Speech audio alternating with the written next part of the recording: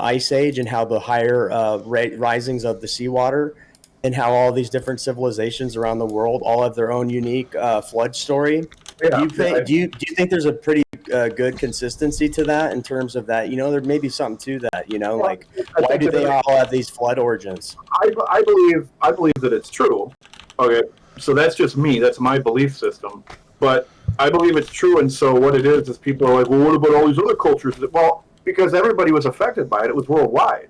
It's just a worldwide flood. Yeah, the biblical take on it is the most accurate. It'd be like if 10 different people saw a car crash or an event occur.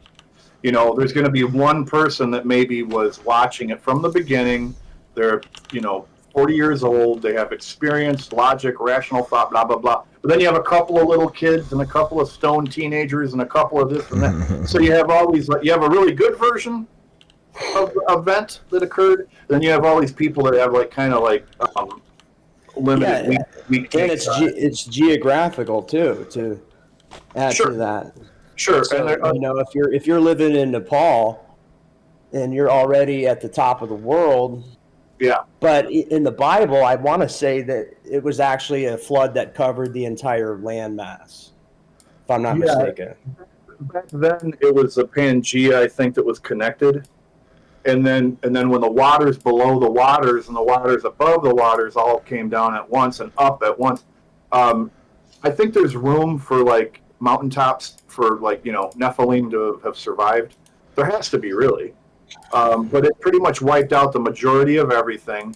It subsided, and then you basically lost a lot of those super. Well, that's an interesting point, yeah, because the Nephilim had to have survived. Because when you go to the story of Goliath, he was supposedly how tall was he? 10 feet tall? Yeah, he was there's a unit that they use. Not cubit, but he was 10 somethings tall, which means he was between 9 and 12 feet tall. And all that stuff. If it also explains that God wasn't a total psychopath in the Old Testament, because he was wiping out the unnatural tribes of Nephilim and all their weird experiments.